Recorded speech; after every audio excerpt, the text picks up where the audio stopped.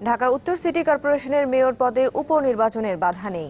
এই নির্বাচনের উপর দেয়া স্থগিতাদেশ প্রত্যাহার করে নিয়েছেন হাইকোর্ট। গত বছরের ৩০ নভেম্বর মেয়র আনিসুল হকের মৃত্যুর পর ডিএনসিসির মেয়র পদে উপনির্বাচনের তফসিল ঘোষণা করে নির্বাচন কমিশন, কিন্তু তফসিলের বৈধতা চ্যালেঞ্জ করে হাইকোর্টের দুটি রিট আবেদন করা হয়। সিএসি বলছেন, কমিশন বৈঠকে পরবর্তী করণীয় ঠিক করা হবে।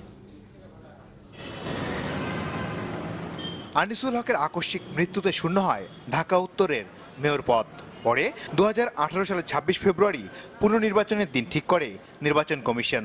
এক রিট আবেদনের প্রেক্ষিতে যা স্থগিত হয়ে যায়। পরে দুবার বাড়ে স্থগিতাদেশের মেয়াদ।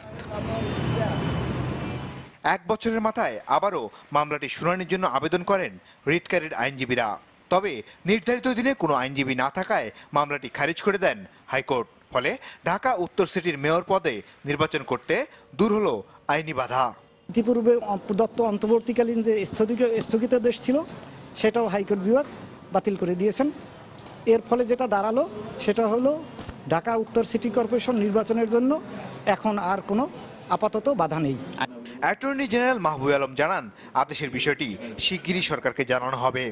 হ্যাঁ, নির্বাচন আদালতের কোনো স্থগিতাদেশ না থাকলে নির্বাচন হবে। ওই আদালতে আমাদের যেই আইন কর্মকর্তা ছিলেন তার থেকে জিনিসটা জেনে নিয়ে আমি সরকারকে জানাবো। রিট আবেদনটি খারিজ হওয়ার পর এক প্রতিক্রিয়ায় প্রধান নির্বাচন কমিশনার জানান, কমিশনের বৈঠকে উপনির্বাচনের বিষয়ে সিদ্ধান্ত নেওয়া হবে। আমি বলতে পারবো না, আমি তো এখন শুনলাম তোমাদের কাছে, বসতে হবে কমিশনের সাথে, তাড়াতাড়ি করে পারবো।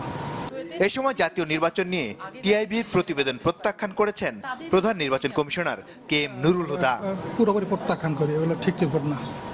মাসুদুর রহমান, চ্যানেল 24, ঢাকা।